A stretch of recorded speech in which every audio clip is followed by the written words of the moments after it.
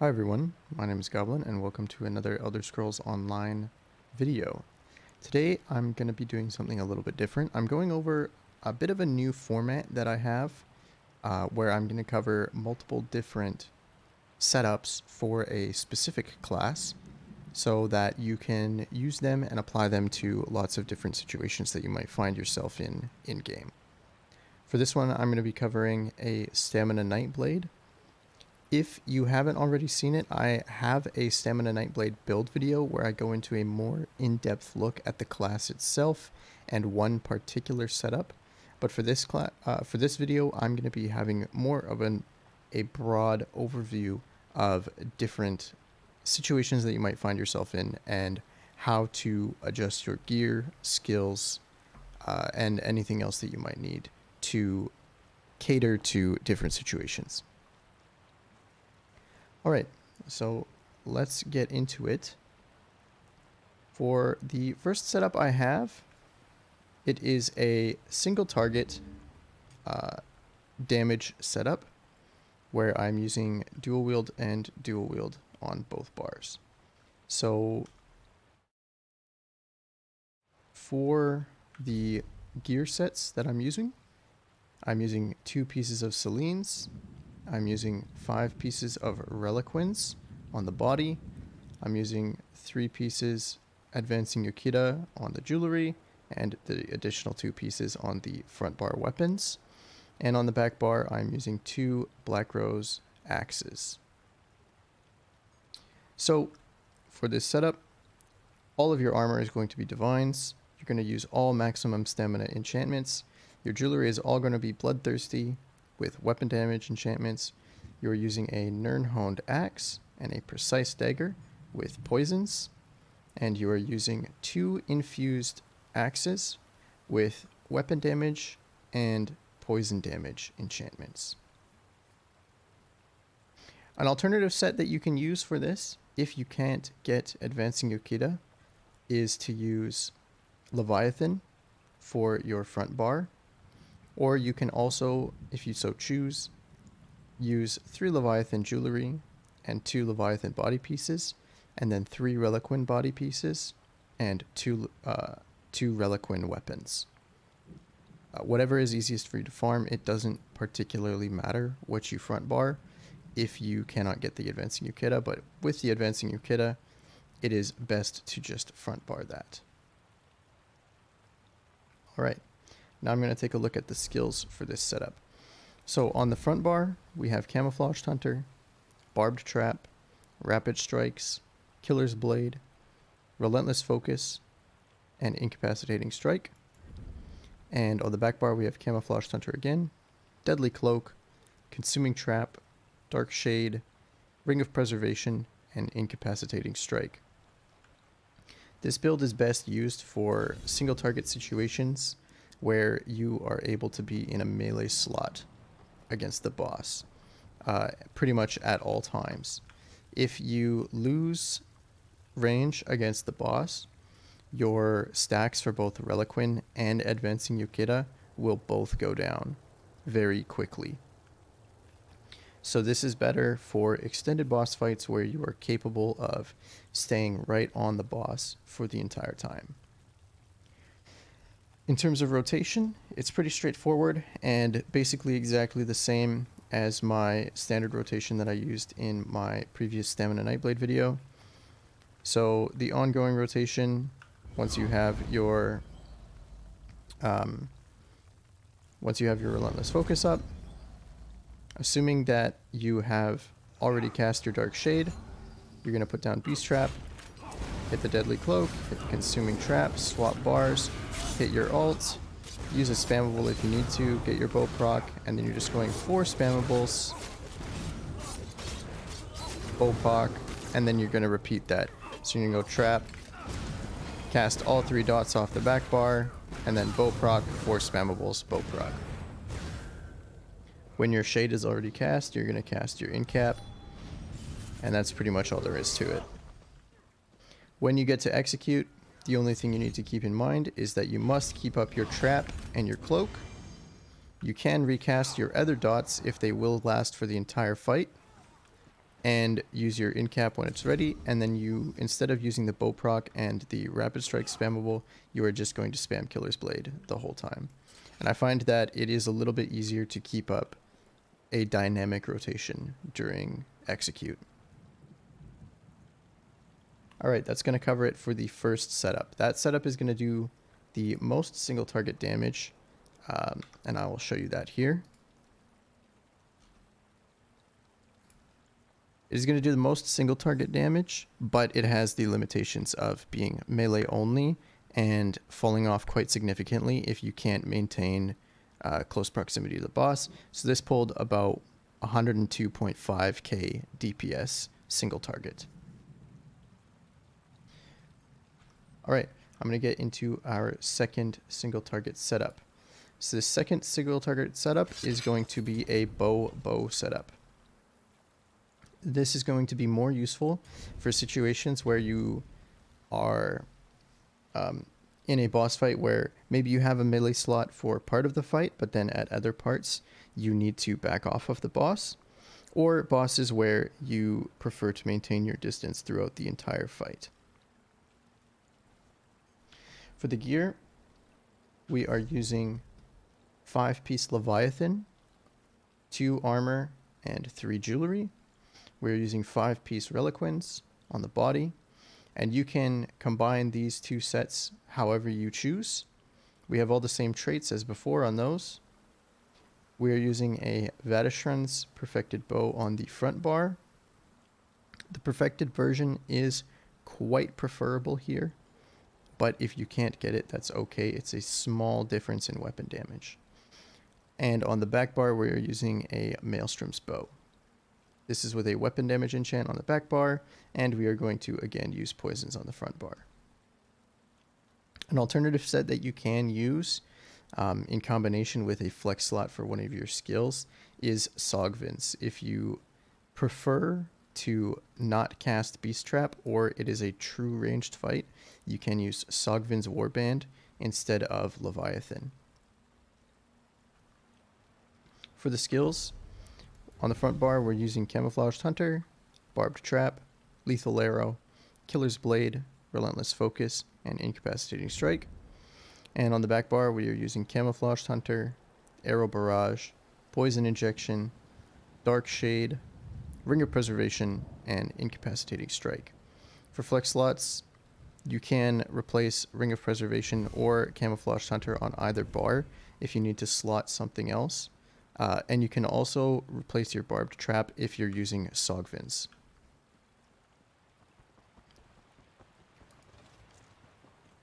So for the rotation on this setup, it's pretty simple. I prefer to use a dynamic rotation with the bow. And worth noting is that because of the Vadashran bow, the closer you are to the target, the more damage your snipe does. And if you're right up on the target within 3 meters, your snipe will actually deal more than your Relentless Focus proc. So for the parse, I am not casting the bow proc from Relentless Focus.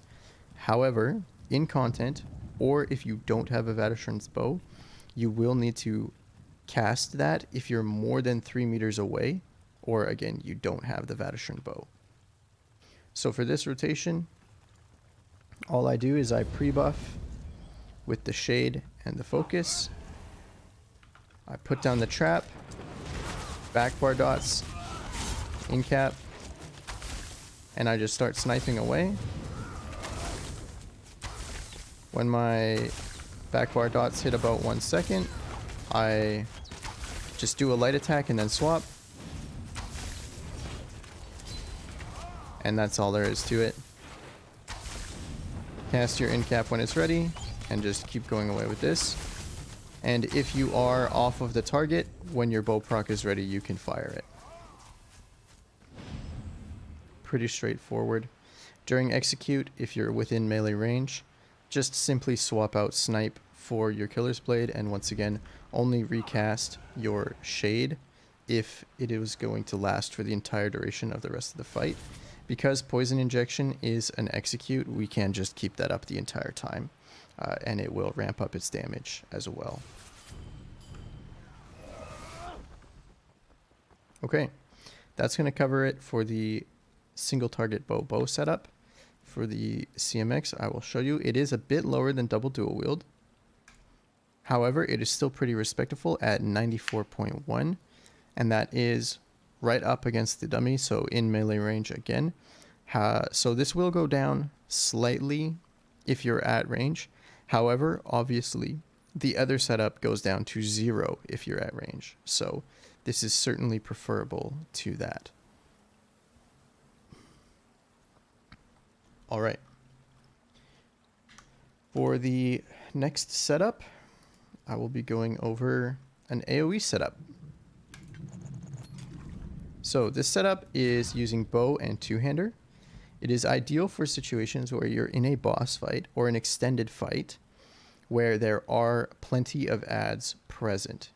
So either bosses that spawn lots of adds, bosses that are a series of add fights, or very long add fights with lots of elite mobs. So for this setup, I'm going to be using 5-piece Leviathan. I'm using 2 pieces on the body and 5 pieces on, or the remaining 3 pieces on the jewelry, and 5 pieces Yonder's Might. On the front bar, I'm using a Master's Perfected Axe, and on the back bar, we're using a Maelstrom's Bow. Now, if you don't have access to Yonder's Might, particularly if you don't have access to the perfected version, you can use New Moon Acolyte, and I do believe that New Moon Acolyte actually will be better than the non-perfected version of Yonder's Might, because the perfected version includes physical penetration and the non-perfected version does not. So New Moon Acolyte is a crafted set. You can just buy it on the Guild Trader, and particularly if you don't have access to this yet, New Moon will work just fine. You just need to keep in mind that it does increase the cost of your skills, so your sustain will be a little bit worse off, but we do have some tools to mitigate that. For the setup, we have Camo Hunter on the front bar, Barbed Trap, Carve, Reverse Slice, Relentless Focus, and Incapacitating Strike.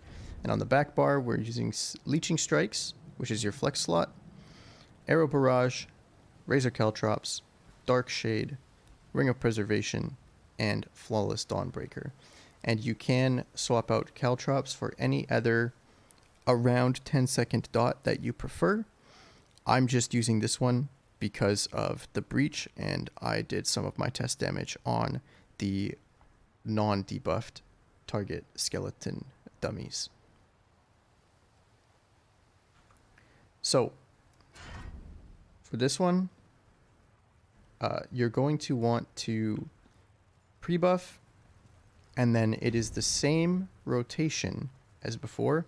However, the only other thing is that you can dynamically recast siphoning or leeching strikes depending on your sustain, as well as you have the choice of casting the Dawnbreaker ult off of your back bar or incap off of the front bar, depending on, you know, for the situation. If there's a bunch of adds around the boss, you're probably going to get more out of the Dawnbreaker.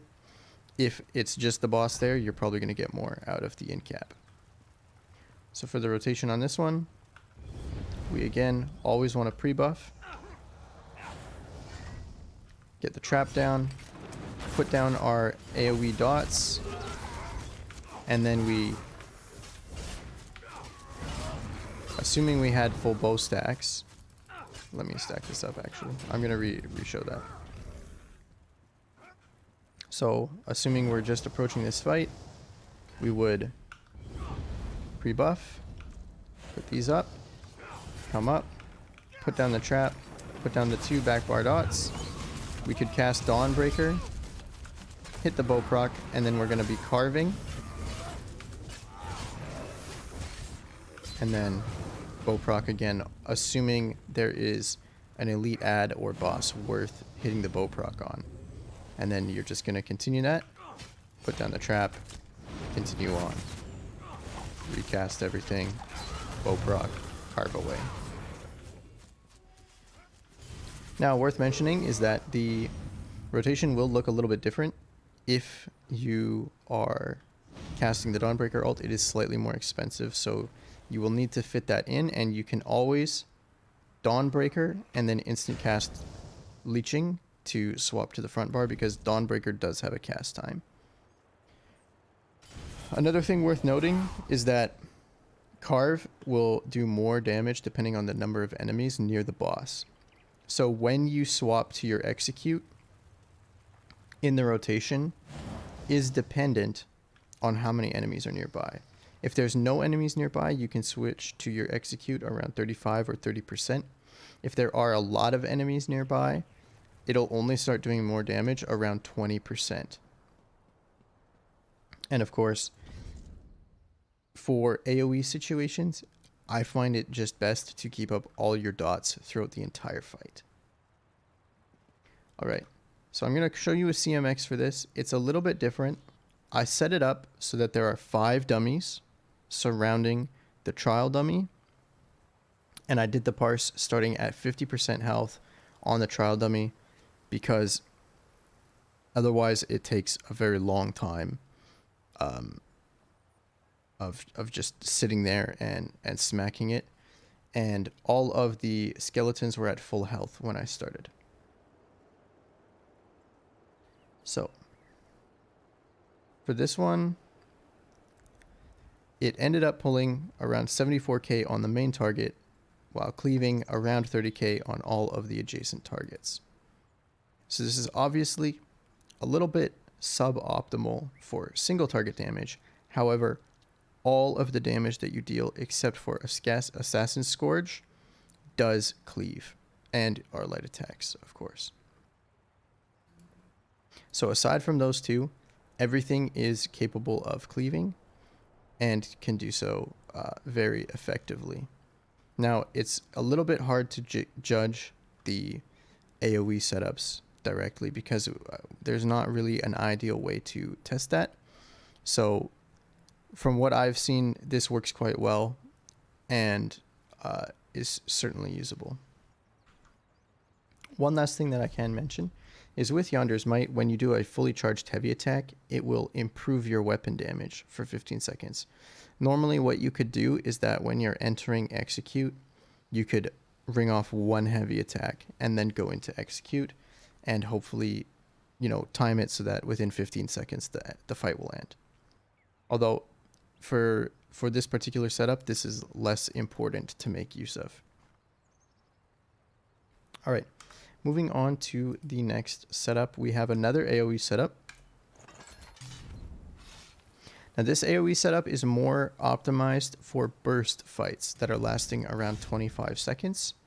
And I have 2 different versions depending on where the enemies are situated in proximity to you.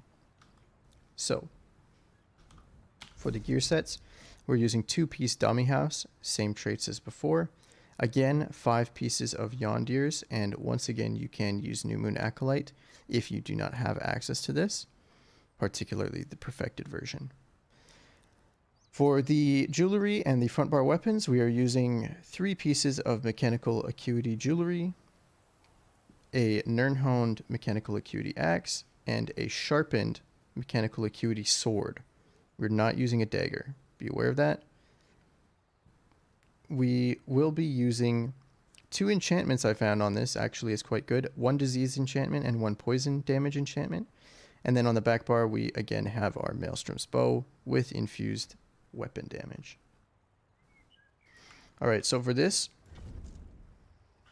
the skills are on the front bar, Camouflaged Hunter, Deadly Cloak, Power Extraction, Whirling Blades, Relentless Focus, and Flawless Dawnbreaker. And on the back bar, we're running Channeled Acceleration, Arrow Barrage, Razor Caltrops, Dark Shade, Ring of Preservation, and Flawless Dawnbreaker.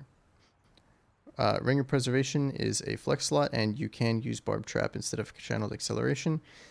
It's just that if you're in a fight of the ideal length, you won't have to recast Channeled Acceleration. So you can actually make the most of this skill by just casting it before the fight and leaving it there. And once again, you can replace Razor Caltrops with any AoE dot that you see fit.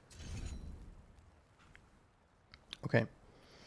So for this one, it is going to be ideal if the enemies are all around you. Particularly, your cleave is going to happen in an AoE around you, both with power extraction and with whirling blades.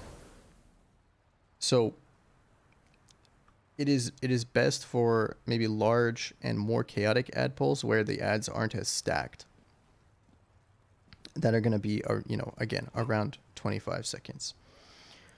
So for this one, to make the most of it, you want to pre-buff everything. And then as you're running up, you can cast Cloak. And you run up, cast Cloak, put down your AoE dots, hit one extraction, and then Whirlwind 5 times, recast dots, ignore that, and then Whirlwind away. And you're literally going to hit Whirlwind straight until your mechanical acuity goes again, and this should be execute, and they should be dead. That's basically what you do. You just blast. Now, worth mentioning for this is that power extraction gives you brutality, and camo hunter gives you savagery. So you can use heroism pots if you want to help regen a little bit more ultimate, possibly so that you have your ult up again for the next ad pull, or, you know, to get your ult up quickly so that if you can't use it for this ad pull, you'll have it for the next one or for the upcoming boss. But that's a very minor min-maxing thing. And also, we don't have savagery on the back bar, so, you know, you can just go straight ahead with the normal potions. I'll show you a CMX for this. It's obviously a little bit different, like I said. Setup, or AoE, is a bit harder to judge. Basically, for this one, I was able to hit 91 DPS on the Iron Atronach, but I'll show you the graph. This fight only lasted 25 seconds. And so it has these two massive spikes,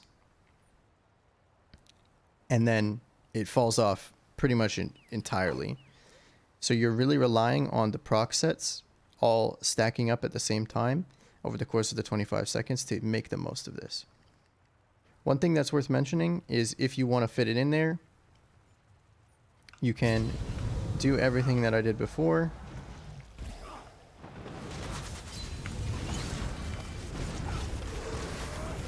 And once you get back to your front bar, after the first time, you can ring off a heavy attack, and that will give you the Yonder's Might proc, which will push you a little bit higher.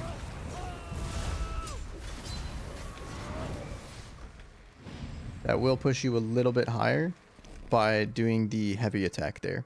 But again, not entirely necessary. However, if you can time it with the execute for the fight, it's going to be huge. If you get Dami House, Yondir's, your Dawnbreaker, and Mechanical Acuity all going at the same time at peak potential, you're going to do a massive amount of burst, which, as is shown, this is what I literally just did.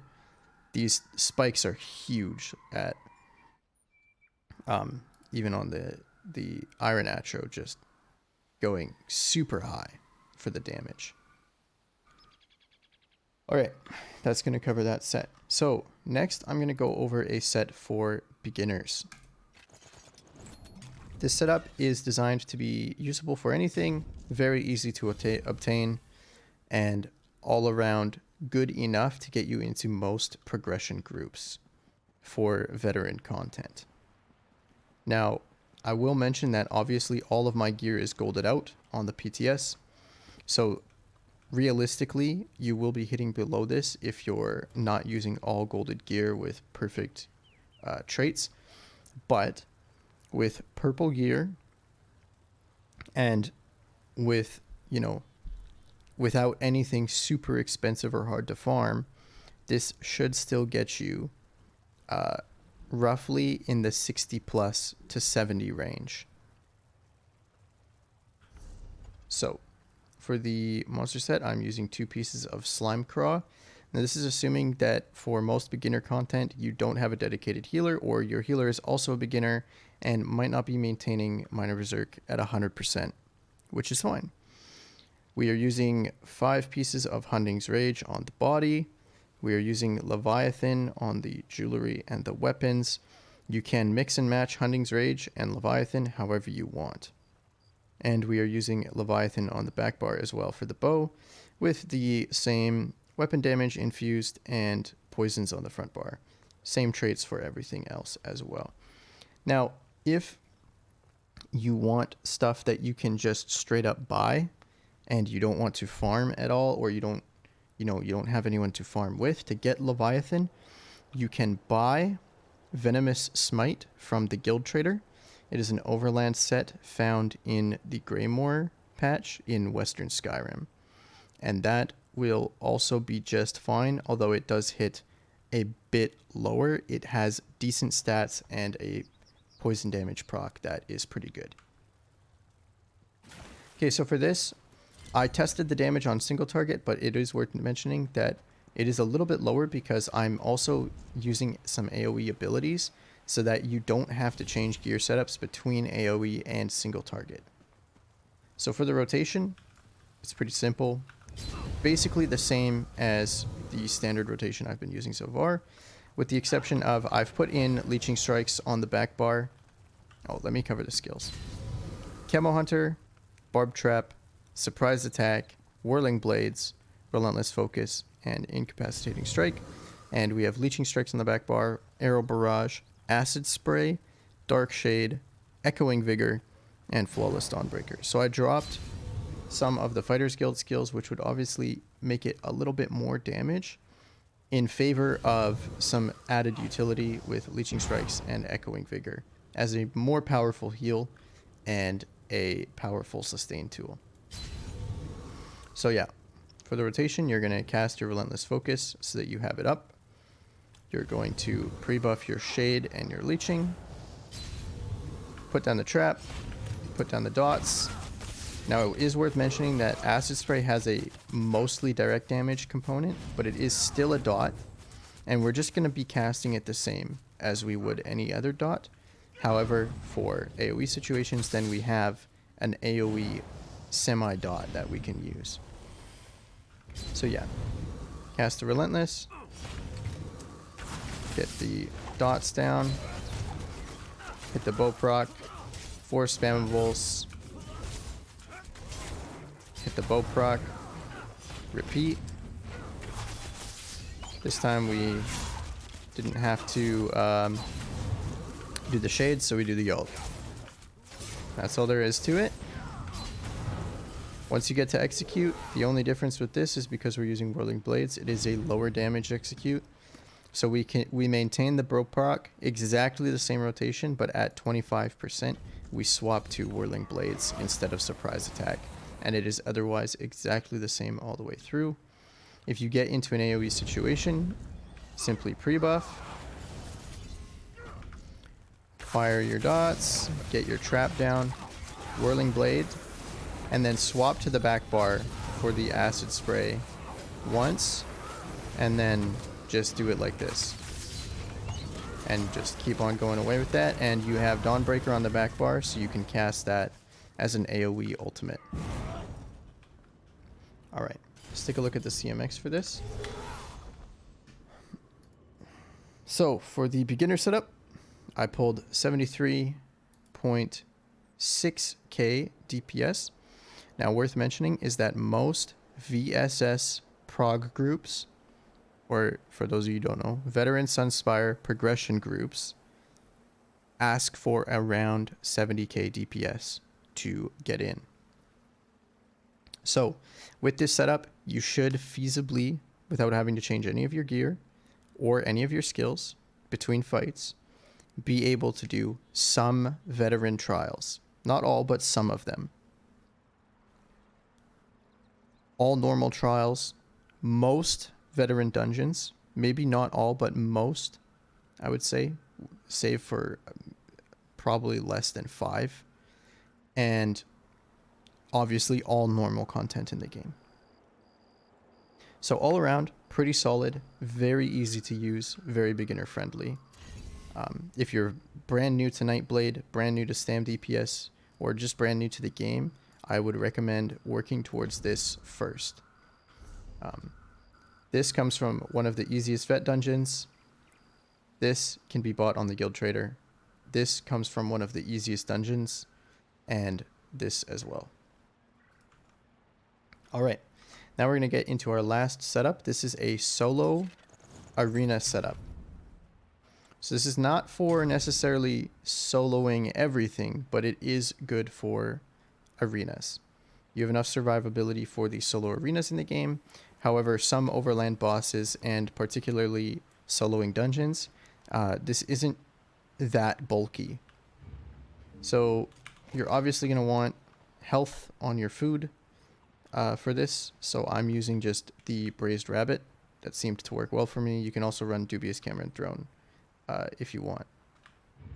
So for this arena setup, I'm wearing one piece of Krogs for the physical penetration. I have one body piece of Briarheart, as well as 2 jewelry pieces and 2 weapons on the front bar only. Then I have 5 pieces of Vicious Ophidian on the body.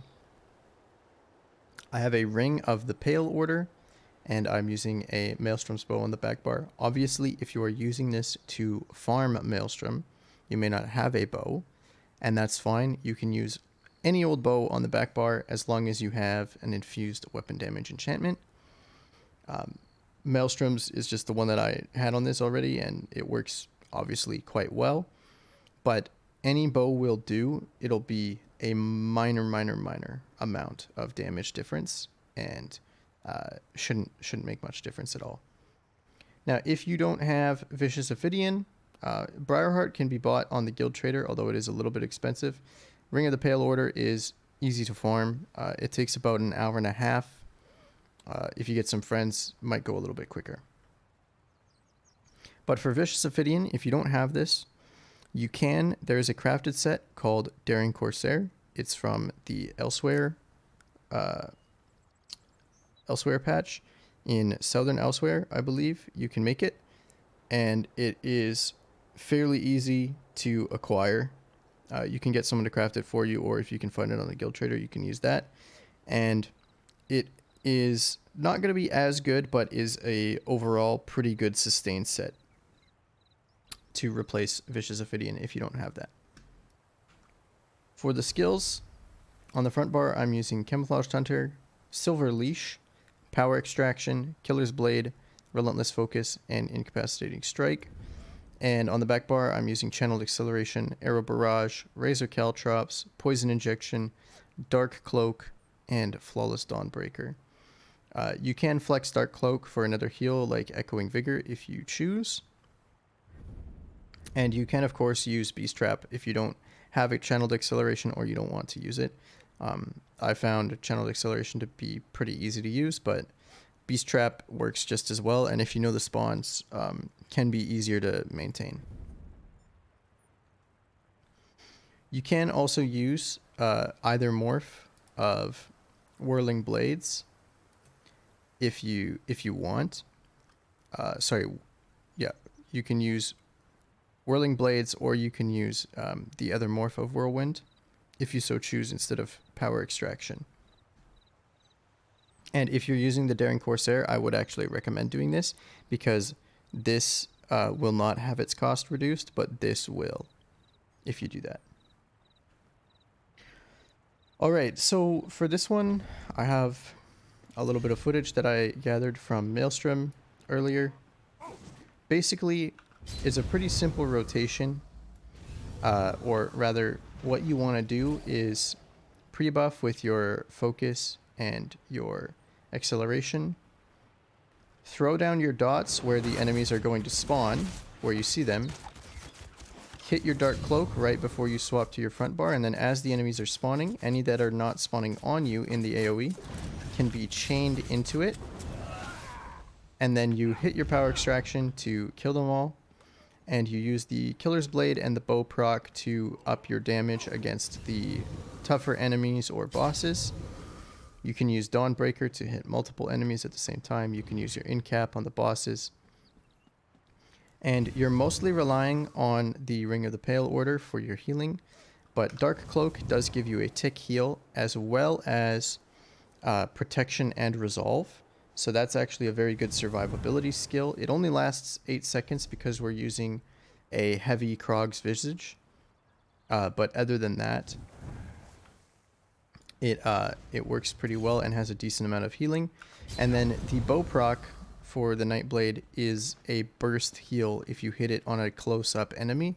So if you need a quick burst of healing, you can hold on to your bow proc and blast an enemy with it, and that will work just fine.